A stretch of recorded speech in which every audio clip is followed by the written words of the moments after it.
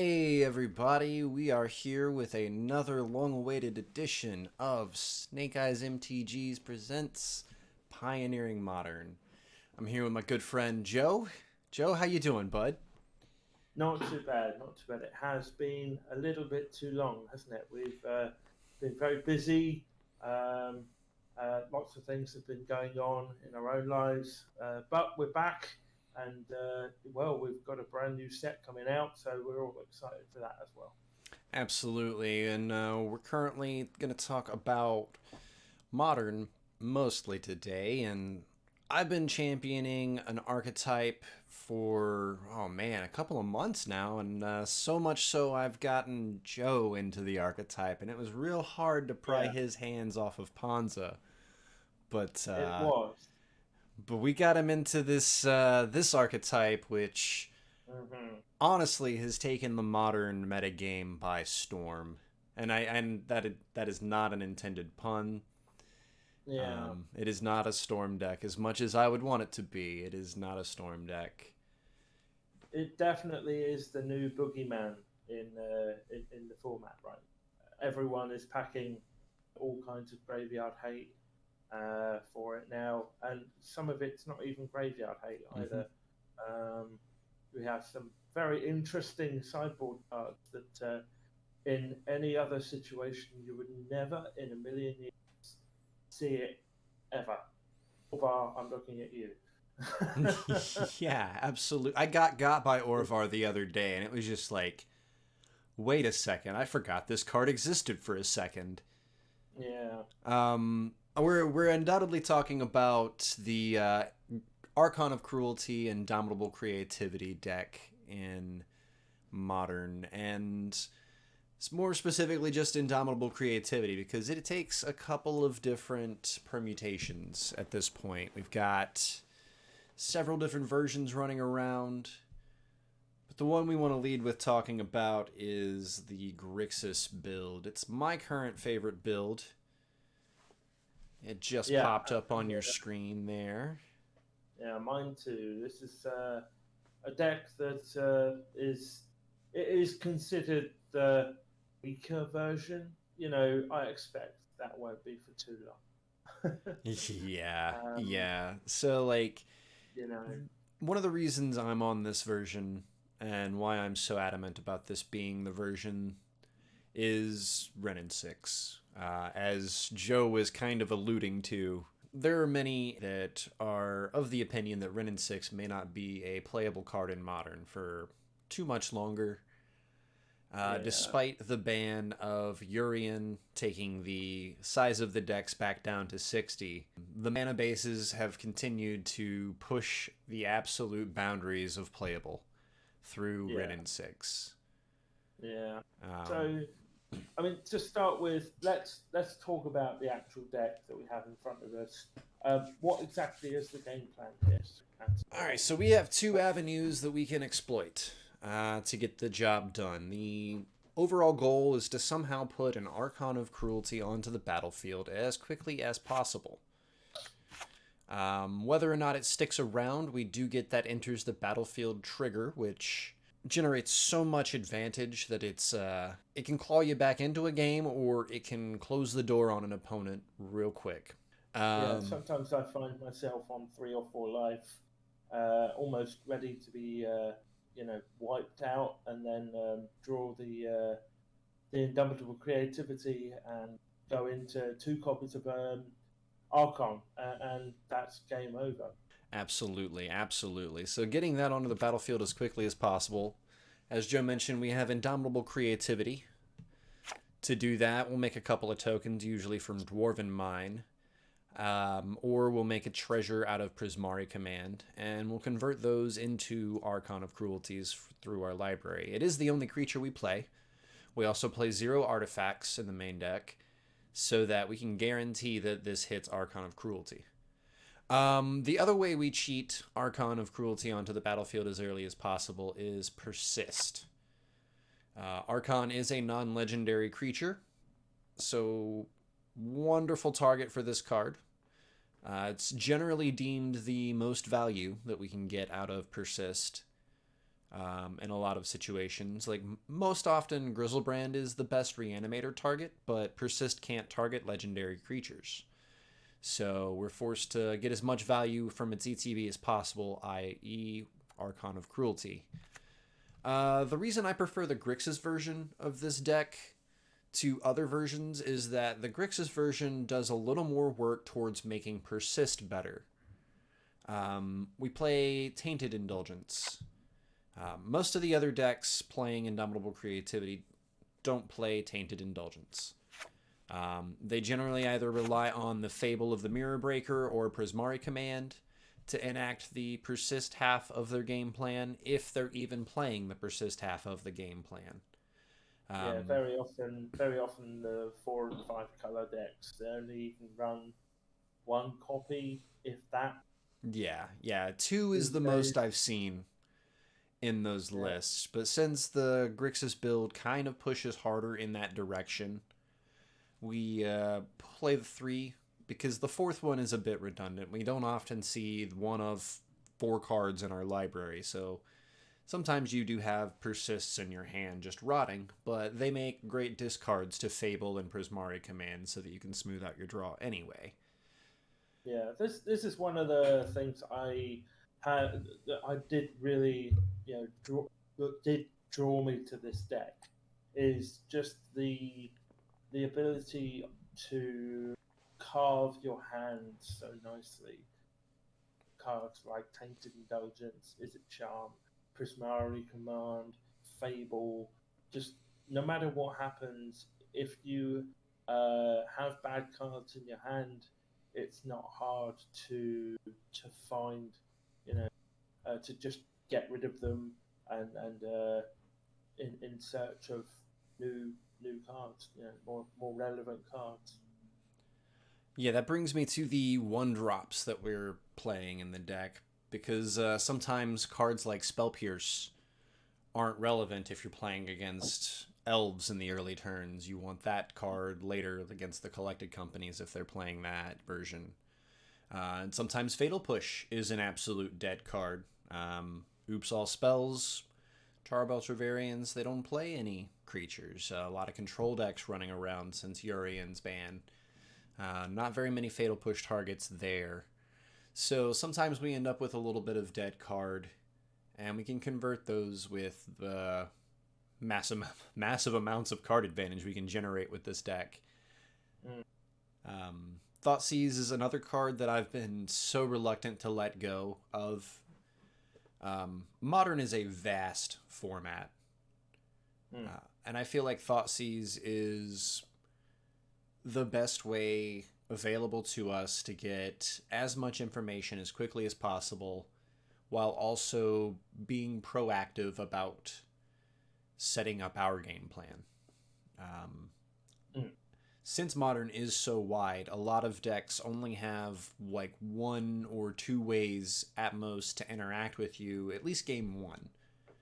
And if you can use Thoughtseize to not only see their hand and learn how to navigate your own spells around what they have, you can also take their number 1 card that will disrupt you and craft your game plan in such a way, given that information and poking that hole in their hand so that you can almost guarantee victory from turn 1.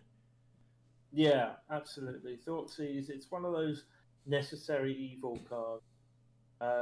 It's not particularly powerful, but in a combo deck like this, you just have to have it, don't you? There's not really, you have to be able to clear the way for you to be able to resolve your Indomitable Creativity, especially with there being so many control decks around at the moment. Yeah, and the sideboard cards are also getting more creative. Um, Mm. Yeah, so cards like Olivar, like you mentioned earlier, Hallowed Moonlight is I another don't know that. card. Oh boy. Not come up against that one. We'll talk about that when we get to the 5-color. No. The surprise list that I posted in the Discord. We'll Aha. talk about it there. But Yeah, if you're looking to play this deck in a tournament, we'll definitely need to get you prepped up to play around Hallowed Moonlight. Okay. Another thing that I just really enjoy about this build of the deck versus any of the other builds is our ability to play 25 lands. Hmm. Wrenn and 6 usually makes 24 the number. I don't really recall what the five color list that I have for us today plays in the lands department, but we have to I have would expect it. I would expect it not to be 25 lands when you've got Renan six in the list. But I could be wrong.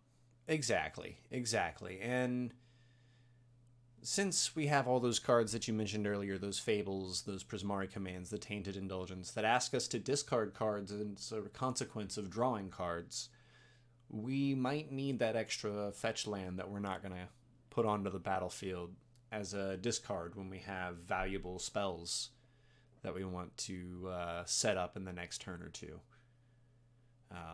Plus, with three colors, we're not stretched thin. The hardest card to cast in the deck is Tainted Indulgence. Oh, definitely by far. So when that's the biggest sweat, I feel like we're doing pretty good in the mana base department. Yeah, generally speaking, I mean, in my list I run an extra copy of Is It Charm, which I think it's a secret. I think it's secretly a better card than Tainted Indulgence, despite the card advantage rather than looting that you get from the indulgence. I just I feel like it takes away that one side of like your turn two, where say you've got a Dwarven Mine and any other land. Basically, if you've got a Dwarven Mine and any other land in your opening hand, and those are your only two lands, Mm-hmm. and let's say you've got like a Tainted Indulgence, if it was any other two lands, if it was basically anything except the mountain and the Dwarven Mine, Yeah. and a Tainted Indulgence, it would be an automatic keep. Like I Yeah. would keep a hand with that. But because Dwarven Mine can't cast the Tainted Indulgence on turn two, it makes it an automatic mulligan. So for me, I'm less high on Tainted Indulgence than I am on Is It Charm. Mm-hmm. But again, it's one of those cards that you have to play some number of. Yeah. I personally here I would probably go with a split down the middle of Tainted Indulgence and Is It Charm. Is It Charm is just so flexible. It's just mid game. It's also pretty good, and late game, it can protect you. It can protect your persist. It can protect your indomitable creativity. Mm-hmm. Um, so yeah, I personally am a little bit higher on that at the moment. But, Yeah, and I can see that. The reason I like the 3-1 split is I've definitely run into games where I'm kind of out of fumes because I've had this long slug out with like a control deck or a four color deck where we've been able to one for one each other to oblivion, and then all of a sudden this Tainted Indulgence comes off the top and I'm like, awesome, I've got two fresh cards to work with now. I do understand that. Yeah. But that is not to devalue the desire of having that extra spell pierce or that extra lightning bolt available when you need it. Yeah. I think just the main reason for me is there have been too many times where I've had a Dwarven Mine in hand Mm-hmm. and a Tainted Indulgence sitting there rotting in my hand. Yeah. Uh, it just kind of wound me up enough that I just was like, to hell with this. I'm just taking one. I'm taking an extra indulgence out, and I'm going to put in an Is It Charm, because then even if you have a Dwarven Mine, um, you can still keep it. You know, like it's still a keepable hand. Is It Charm, late game, you can hold it up. Even if you can't use the looting effect because you've got nothing in hand, Mm-hmm. you can still hold it up as like a potential removal spell for You know, well, one thing that comes to my mind that Is It Charm does deal with is Dorothy Voidwalker, which Yep. I had a particular issue with this just recently. Yes. A guy had a Dorothy Voidwalker on the board. I had a creativity in hand. Mm-hmm. Uh, so, but the issue was that uh, hang on, I can't. Oh yeah, that's it. Right. So he had EE on the board. Okay. I had two dwarfs. He had a Dorothy Voidwalker. So I couldn't cast my Indomitable Creativity because he would just pop his EE. Mm-hmm. So I decided to target his Dorothy Voidwalker as well as my own tokens. So Okay. I paid an extra mana into it just to get that Dorothy Voidwalker off the board. I could deal with anything else, Mm-hmm. you know, like I just had to do something with it and hope that I drew into either another, Indomitable Creativity. But anyway, I tried to get rid of it, and it was a red black mid range deck, right? Uh-huh. So I thought, he can get anything he likes. He can get a Fury. He can get whatever he wants. I have to get rid of this Dorothy Voidwalker, Wait. or I'm not winning the game. Uh-huh. So I did it, and he flipped the top cards of his deck and put into play another Dorothy Voidwalker. Boom. It was painful. It That's really was. heartbreaking, bro. Oh man. He had Furies in there. He had, all kinds of stuff in there. He could have gotten a Turok for all I care. But instead, no, he flipped over his other Dorothy Voidwalker, Mm-hmm. which was, and I promptly lost the game. Oh So yeah. I thought Is It Charm is a nice answer to the Dorothy. Yeah, yeah, and you don't want to really give them the opportunity to sacrifice it to put one of your own archons into play against you. So, Exactly. I know that Prismari Command does the same thing, but if he plays it on curve on turn two, yeah. that's already a turn that it's got. It's not got summoning sickness, whereas Is It Charm deals with it on curve.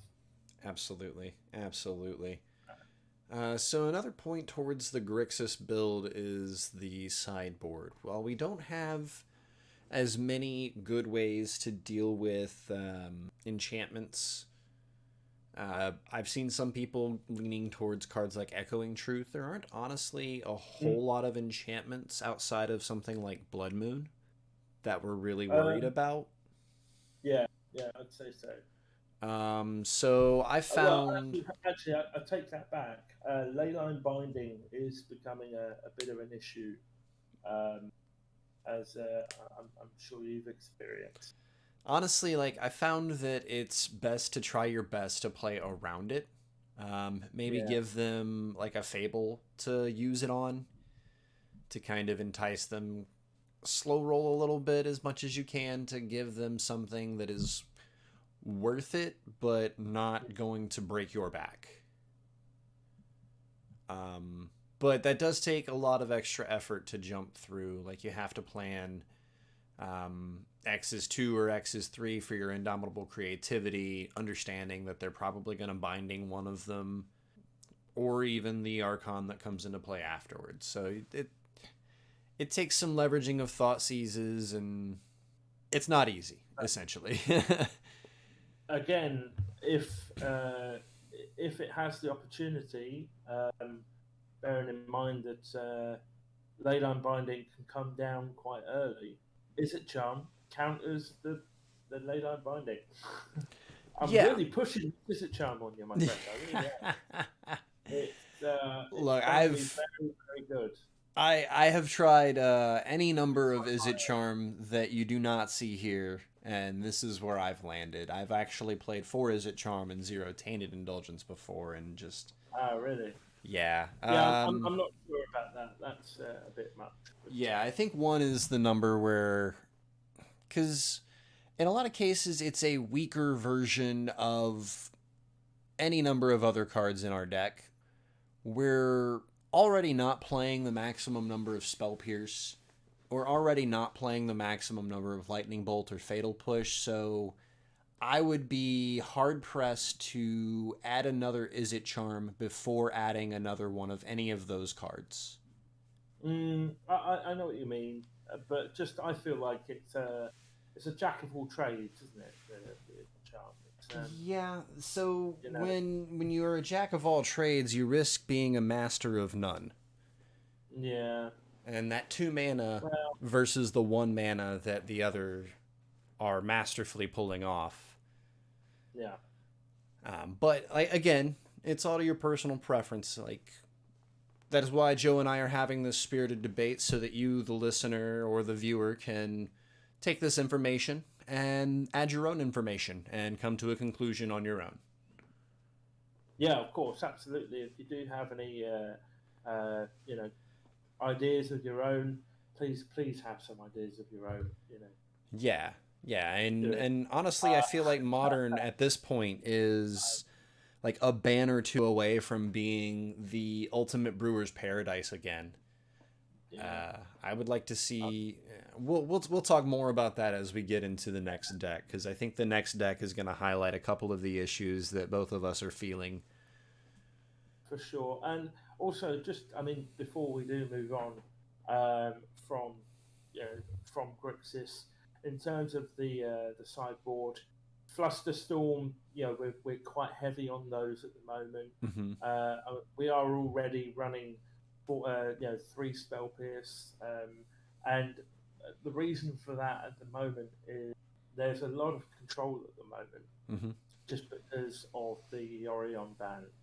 The deck used to run a card called Hard Evidence, but with a downtick in, I would say, pure aggro Ragavan decks, Hmm. I think that that has, you know, been cut for that reason. I think there was a choice between cutting some number of Thoughtseize and cutting some number of hard evidences, and I think because of the resurgence of 4 color Omnath and now Leyline Binding, 5 color control, Hmm. as I call it. Yeah, Thoughtseize one out on that one. But yeah, yeah, Spell Pierce is there and Flusterstorm is there for that matchup. yeah. Ethergust, it's definitely a fantastic card. What decks do you find that you're using it or bringing it in most against? Well, Aethergust is doing a couple of different things for me. It's there for the red matchup, because buying 1 or 2 turns to sneak an Archon onto the battlefield through a Skullcrack is super important. Aethergust also is sitting there for Blood Moons.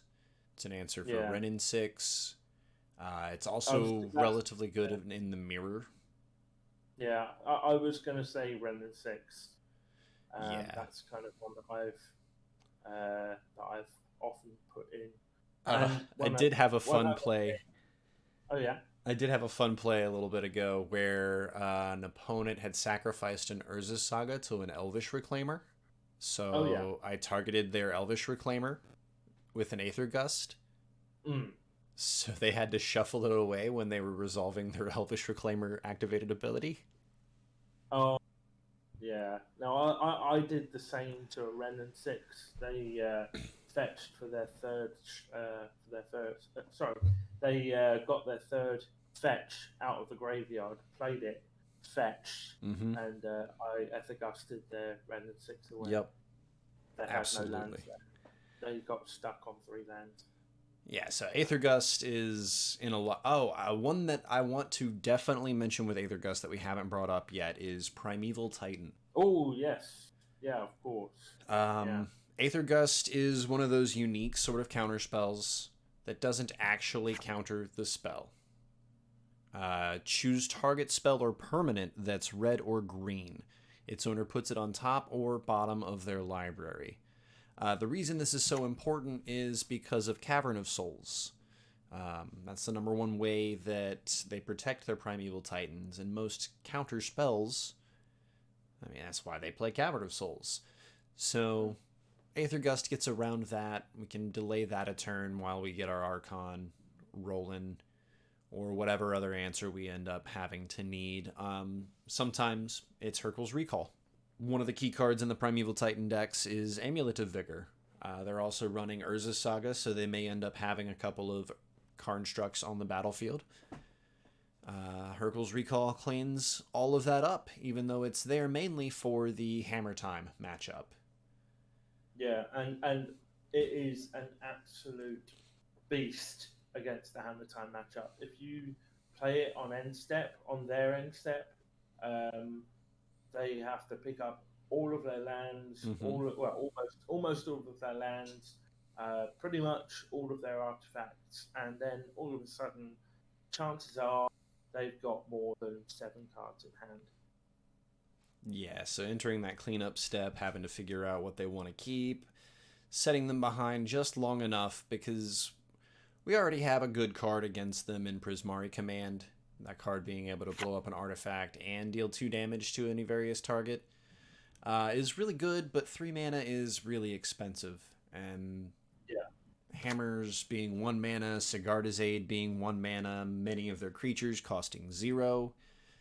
We need a little bit of help getting to 3 mana to be able to stabilize and blow up some hammers. So Hurkyl's Recall is the answer that I've found to carry the most power in that situation. And there was also an Urza variant of Affinity that has been running around a little bit that has died down in popularity, but I may be able to get away with cutting one of those moving forward, but that's why we're playing Hurkyl's Recall. Leyline of the Void, I mean, if you know, you know.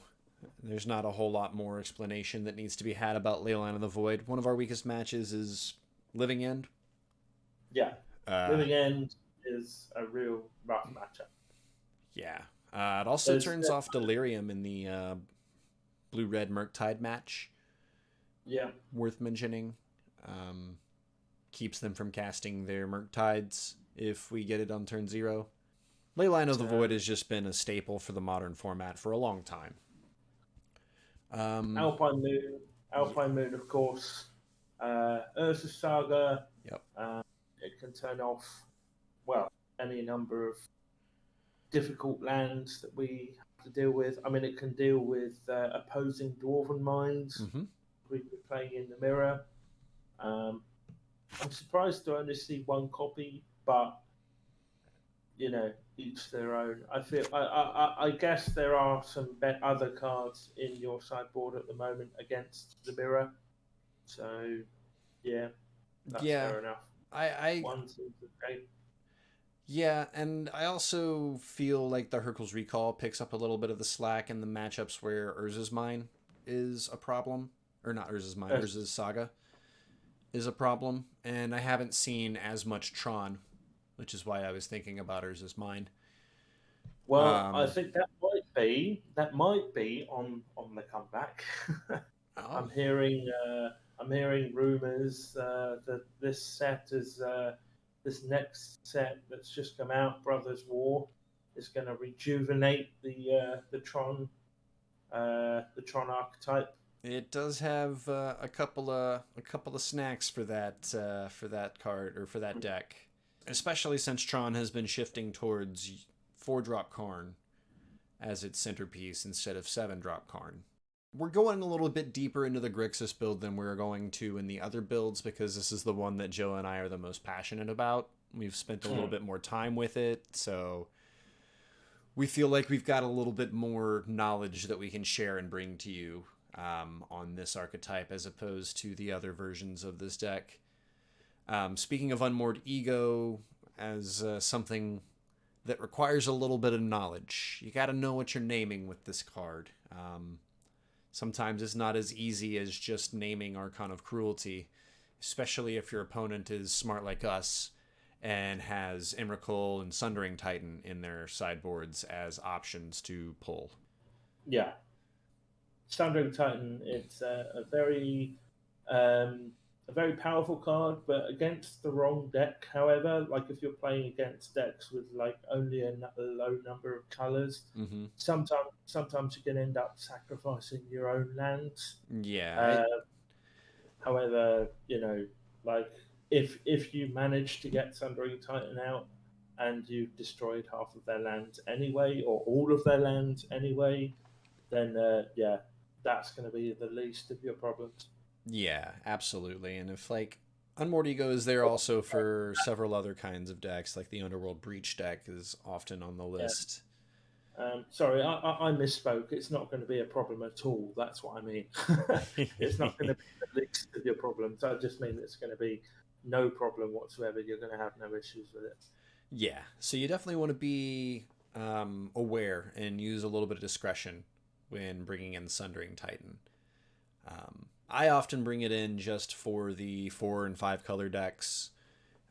If I think my opponent is playing Indomitable Creativity, because Yeah, Emmy, oops, Emmy for me, yeah, Emmy for me, or Sundering Titan, depending on the deck. As you said, if it's a 4 or 5 color deck, yeah, they're just an automatic bring it in if they're playing black. yeah, Like you just have no choice; you just have to bring it in. If it was absolutely. 6 weeks ago, or 2 months ago, Mm-hmm. I would have maybe tried to get away without it.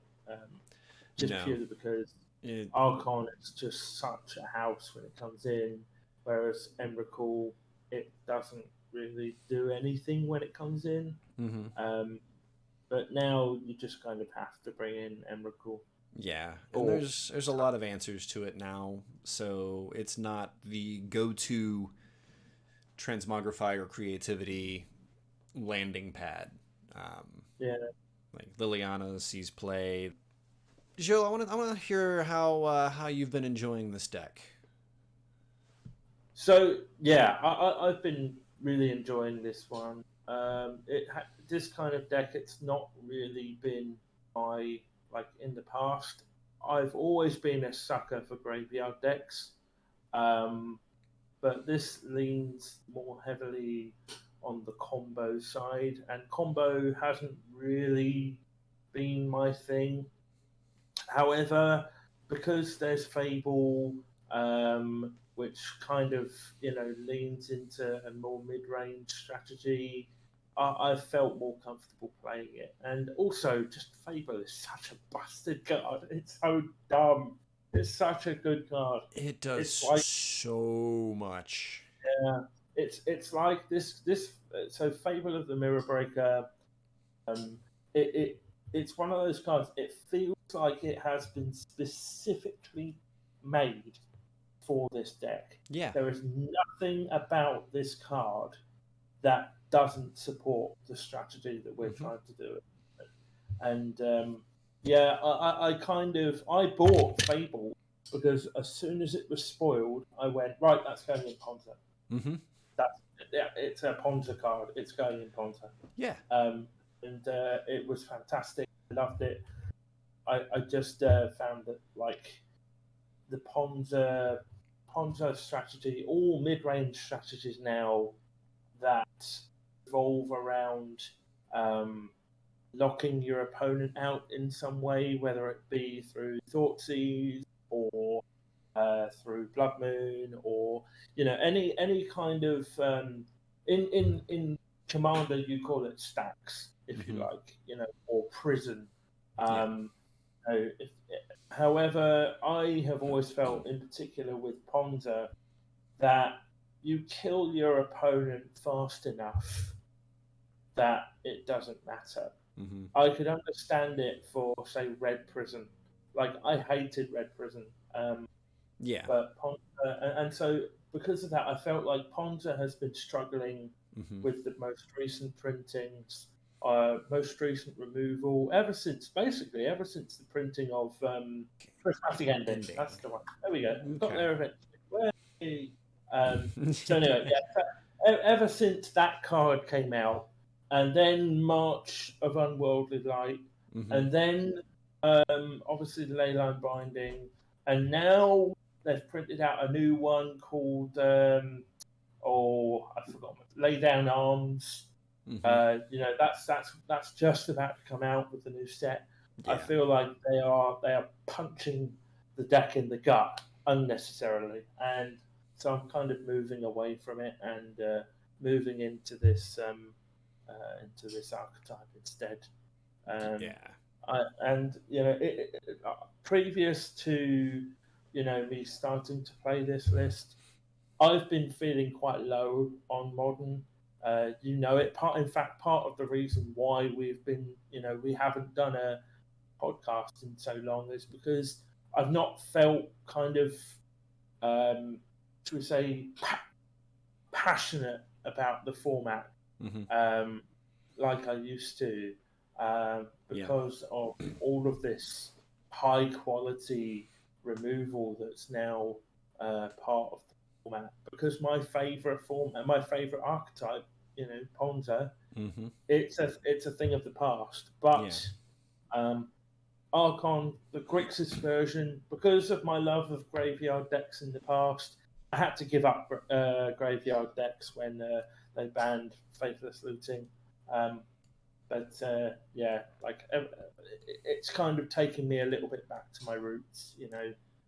Even in Legacy, I played Red Black Reanimator Mm-hmm. for a little while. I didn't even play a lot of Legacy, but I found Red Black Reanimator absolutely hilarious. Turn one, uh, you know, get back Sire of Insanity. That's Yes. the one. Yes. Sire of Insanity. Yeah. So that always for me was just the most hilarious thing to do in the world. Oh yeah. Dark Ritual into Entomb into Mm-hmm. exhume your Sire of Insanity, and that's turn one before they've even had a turn, and they just Yeah. discard their entire hand, and people would just scoop at that. Mm-hmm. Um, It's pretty anyway, much game over in a lot of cases, especially that in that Legacy. yeah, that's completely game over. But anyway, obviously this isn't a legacy No. podcast, but you know, just explaining my love for graveyard decks. I played Dredge. I played Hollow One, which is still to this day one of my favorite decks. Mm-hmm. Like the old Hollow One decks, not the horrible bastardized kind of uh, cookbook Asmo versions Yeah, that no, we've like got now. Turbo, Yeah, Vengevines. that side of things isn't for me. But yeah, Yeah, like the old graveyard decks. yeah, But yeah, so this kind of takes me back. yeah, yeah. And anybody who's been watching my stream for the last 3 months almost at this point knows how much I have been enjoying the Grixis creativity list. It's gotten my most recent trophy. I've got several 4-1s with it. I have been all about the Grixis version, and I feel like it's going to be the best version moving into a modern format without Ren and 6. But while we have Ren and 6, this is the list that people seem to be high on. It's Grixis's dirtly but more consistent younger Yeah. brother.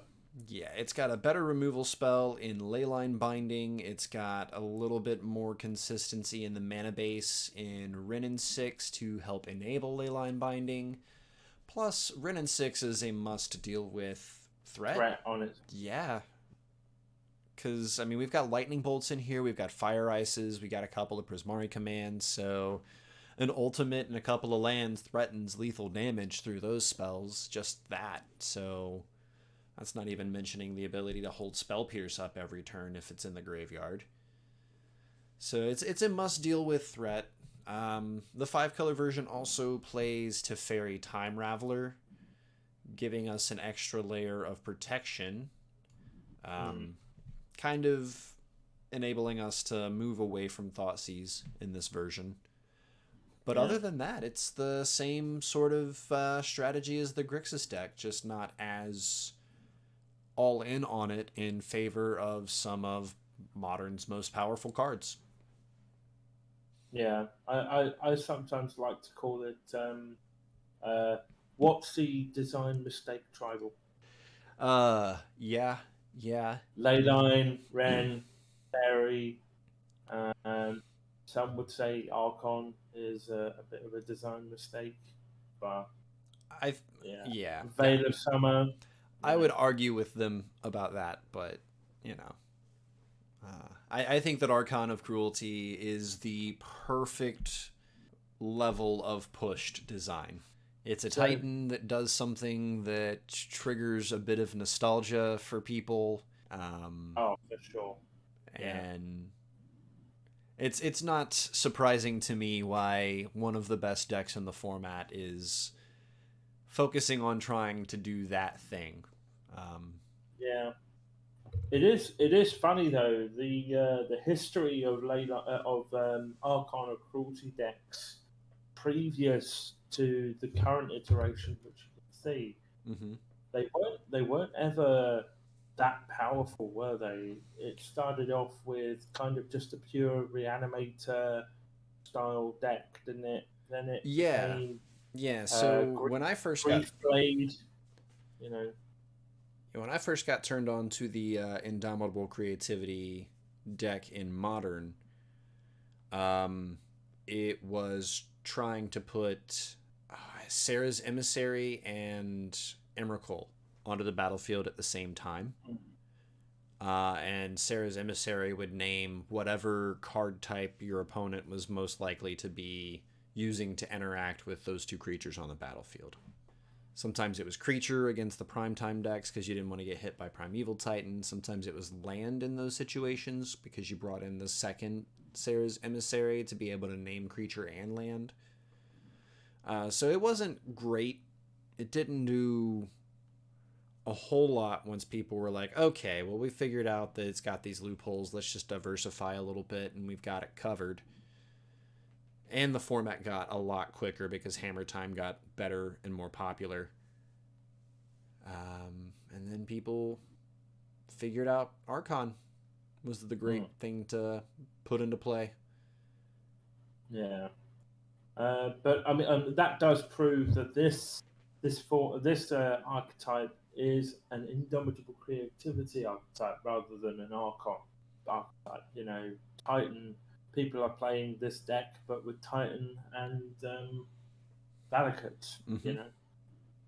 So, I mean, you're already incentivized to play mountains through Dwarven Mines, so why not just go ahead and play some Valakuts as well? Makes 100% sense.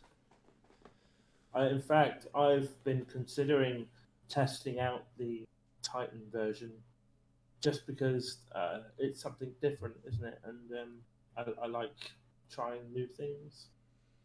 Well, And Titan will never get banned. it seems that way, doesn't it? Like, it seems like Titan is the modern linchpin. It's like, well, is Primeval Titan at the top of the archetype pile? No. What do we need to ban to make that happen? Exactly. But yeah, since this deck gets the full spectrum of colors, it's doing a lot more green sideboard stuff compared to what we do. It's using Iona and Emrakul as its sideboard options to juke things like Necromentia. It's still playing Unmoored Ego as good answers to those sorts of things, living in the mirror match. It gets a better enchantment and artifact removal card in Nature's Claim. I know Nature's Claim very well from my Dredge days. Oh yes, oh yes. I have made many claims for Nature. Yeah, Mulligan to 4. There we go. Now I've got my Nature's Claim. I can go ahead. Yeah, we can blow up that ley line and then Cathartic Reunion and win the game. Yeah. back in the days when Dredge was a good deck. Yep. Now it only happens once a year. Yeah. Then we got Veil of Summer, just protect us from counter spells. Anger of Gods as our hammer time / hyper aggro answer. Apparently Merfolk is on the rise in the modern leagues as well, Mhm. so having access to an Anger of the Gods might not be a bad idea. There's not really much more to cover on this version of the archetype. It's just got a couple extra things that the Grixis build doesn't, but in essence is based a lot more like the Grixis build than other versions of Archon. Mm. Well, actually, I kind of disagree with that. Actually, I think that this deck, it has a certain play pattern that you don't have to think about when you're playing Grixis. No, sorry, the other way round, should we say? You have to work harder in Grixis because of Teferi. Teferi is an amazing card at Mm-hmm. protecting your combo. Mm-hmm. Like if you've got Teferi on the board, once that Teferi hits, and let's say you untap and you have an Indomitable Creativity in hand, you have Yeah. nothing to worry about. Mm-hmm. And that in itself, that changes, I think, your play pattern quite a lot. Yeah. Because so when you're thinking about your turn, yeah, when you're playing Grixis, you're not thinking about what your turn 3 play is. Mm-hmm. You're thinking about how many cards can I get into the graveyard? How many copies of Archon am I going to accidentally draw? Which is a thing. Like Yeah. I've seen people, I've seen. I watched a stream recently where someone they played. I can't remember what it was they played. Oh yeah, that's it. Fable. That's it. They played Fable. They discarded two.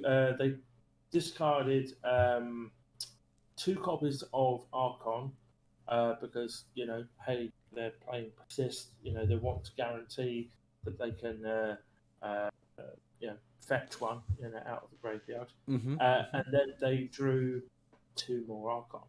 Yeah. Yeah, sometimes that happens, man. That's just the variance inherent in the game. But that is So, definitely a big oof. but um, with Teferi on the board, you mm-hmm. keep plussing it, and eventually, you will run into another copy of Fable and discard them Yeah, again. and like You know, that plus gives you the ability to put persist on your opponent's instep. exactly. Like Yeah. it opens up so many more Yeah, avenues of play that it's a real difficult decision to stay Grixis and yeah. not I didn't even think of that actually. I didn't even think of the end step persist. Yeah, there we the go. instep I persist or was thinking creativity. about. But Joe, if you start feeling bored with Grixis, if you start deciding that maybe you don't want to be playing this version of Indomitable Creativity, Mhm. maybe you're tired of passing the turn back to your opponent once you've done your thing. What is Maybe this? you'd rather take all of the turns. What is this monstrosity? The modern version of Valomachus Creativity. Right. So this is a deck that I was turned on to through a league while I was playing the Grixis build and just got absolutely smushed. So I was kind of curious what the deck looked like and honestly forgot a little bit about it until I went through the 5-0s. You taking this in, Joe? Yeah, I have very little to say at the moment because I'm just aghast. Like, wow. Yeah, isn't this Why, cool? why, why only? Sorry, why only two copies of Venomachus? Because you do not want to draw it. Forgotten what Venomachus does. Why don't you? So I'm gonna bring it. I'm gonna make it larger. Okay. So flying, vigilance, haste, 7 mana, 5/5. Whenever it attacks, look at the top 7 cards of your library. You may cast an instant or sorcery spell with mana value less than or equal to Velomachus or holds power from among them without paying its mana cost. Put the rest on the bottom of your library in a random order. So obviously I've seen a Velomachus deck before, but it wasn't an Indomitable Creativity list. So obviously you're going to be casting your Time Warps, you're going to be casting your Savor the Moments, you're going to be casting your Part the Water Veils. Yeah, I want it. Like, the thing is, I'm trying to decide whether it needs Ren. Like, I'm trying to decide whether we can just make Jeskai Creativity. Like, if anything, Ren would probably just be 4 times Counterspell. Yeah. We lose access to green stuff. Well, I mean, we're still playing Leyline Binding, so we're going to have our mana base stretched a little bit. But if we're playing Leyline Binding, why not play the best card in the format in Ren and 6? I think it's beautiful. I think it's absolutely nuts. And I was playing a little bit with it earlier today and was having some fun. Once Velomachus attacks once, you're generally going to take the rest of the turns for the game. Yeah. And like there are times where you just fire off a Savor the Moment because you want an Explore. Maybe get an extra activation out of Rin or Teferi.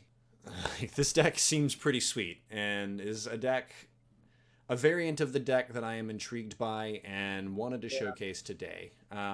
But we did mention earlier that I was going to show you Hallowed Moonlight. Yes, please, go ahead.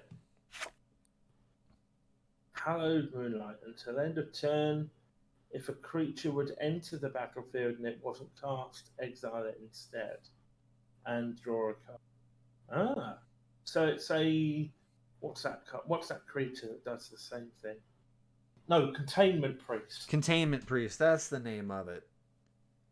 Yeah. But yeah, Hallowed Moonlight is the latest tech on the block against Indomitable Creativity.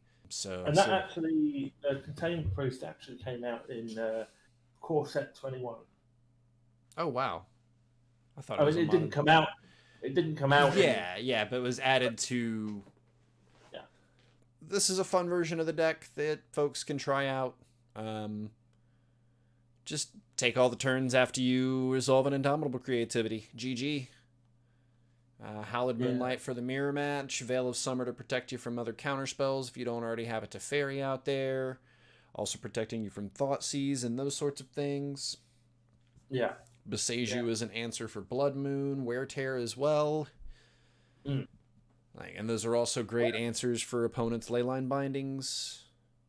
Yeah, Wear Tear is a fantastic card at the moment. Yeah, absolutely.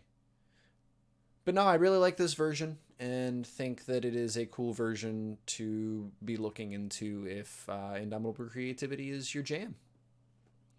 Yeah, I like it. I'm impressed. I hadn't thought of this, to be honest. The fact that Velomachus has haste, that's huge. Vigilance. Obviously Vigilance is great, but the haste and the flying are super important. Yeah. Since we have to use Savor the Moment as one of our Time Warps to be able to get enough targets for the attack trigger, the Vigilance just, chef's kiss. Yeah, for sure. But yeah, so fantastic. I figure that's a pretty good wrap on showcasing some creativity decks that have been running rampant in the modern format lately. I've been loving the Grixis build. The 5 colors seems to be one of the best builds. I think that we're starting to stabilize at a point where Murktide is going to be overtaking it now that people are figuring out how to play around it, the right sideboard cards and stuff like that. So I don't think it's going to be super dominant. We've got a new set. And Snake Eyes wants to know what your favorite card in the new set is. So for me, I have now I've got my Ponds Ahead back on. And in my head, I'm thinking about now we're in a a set that is going to be very heavily aimed at um, artifacts. Mm-hmm. And the first thing I think of when I think of artifacts is Baby Khan, Khan the Great Creator. Mm-hmm. And two cards stuck out to me this time round as just they're going to be fantastic additions to the format. There's no way we One picked of the same cards. one of which is going to be my honourable mention. The other one is my card of the set. For me, the card of the set is going to be the Stone Brain. Oh, come on. Really? We picked the same card? We did? We picked the same card. Oh. Okay, then in That's which hilarious. case... No, that's good. That's hilarious. Yeah, it's a fantastic card. So if you're not sure what it is, so the Stone Brain, 2 generic mana, legendary artifact, and it has has a tap ability. Pay 2 and tap it, and exile the Stone Brain. Choose a card name. Search target opponent's graveyard, hand, and library for up to 4 cards with that name, and exile them. That player shuffles, then draws a card for each card exiled from their hand this way. Mm-hmm. Now, I looked at this from a should we say, a Ponder brain, a Blood Moon brain, Mm-hmm. because I thought, hey, guess what? We'll just name basic, and we'll go and get all the basics out of the deck, and we've got a Blood Moon on the board. Yeah, you'd have to And go with. You'd have to guess which one they have the most basics of, but. Of course. Yeah, but no, I like that option. And because it's you can up to 4 cards, so like if they've got 4 of that basic in the deck, you can turn a lot of decks off just by taking out the basics if you're playing Blood Moon. Mm-hmm. And what's beautiful about this, it says you have to exile it at the end of it's part of it's part of the cost. Exactly. Yeah. Which is perfect for Khan. Because with Khan, you can just go and fetch it again. Uh-huh. Straight away. Is that important to your other card?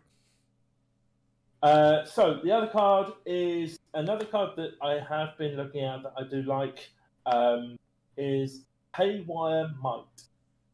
So Haywire Might, it's a artifact creature insect, 1 generic mana.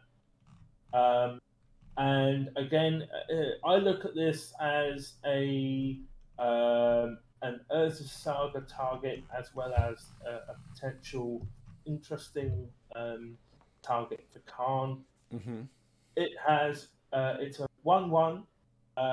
When it dies, you gain 2 life, and you can pay a green, sacrifice Haywire Might, exile target non-creature artifact or non-creature enchantment. Mm-hmm. So for me, the ability to do this, it deals with a lot of things. I think that this will be most useful for Urza Saga decks, but I still think that having access to an enchantment or artifact removal spell through Khan is a huge thing, and it's kind of getting me a little bit excited about playing Ponder again.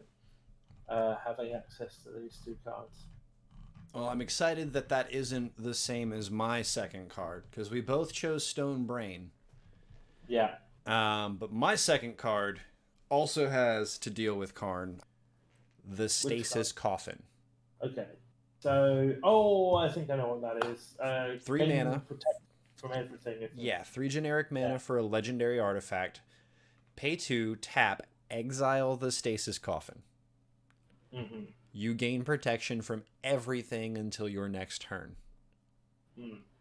If Yeah, you can that's keep another. chaining Karn activations for the low Yeah, price of 5 mana each turn, you yeah, have protection from everything for the rest of the game.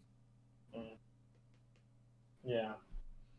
That is a very good one. I think in modern, I think we should be all right with it. I It, think that it's going to be a pretty sweet Tron card. yeah, I don't that's what. think that any other deck in Modern is going to want this as much. No, and But that's what I was saying to you about. That's what I was saying to you about. I've heard that Tron is gonna get a few toys to play with this yeah, thing. Set. yeah, this set is looking pretty sweet. I actually can't wait to crack some of these packs, honestly. It's been a while since I've wanted to crack packs, and the old bordered artifacts are also really exciting to me. So Yeah. the alternate variants of the older cards. Oh, fair enough.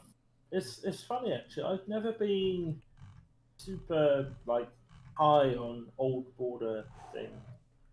Don't get me wrong. I think they're pretty, but like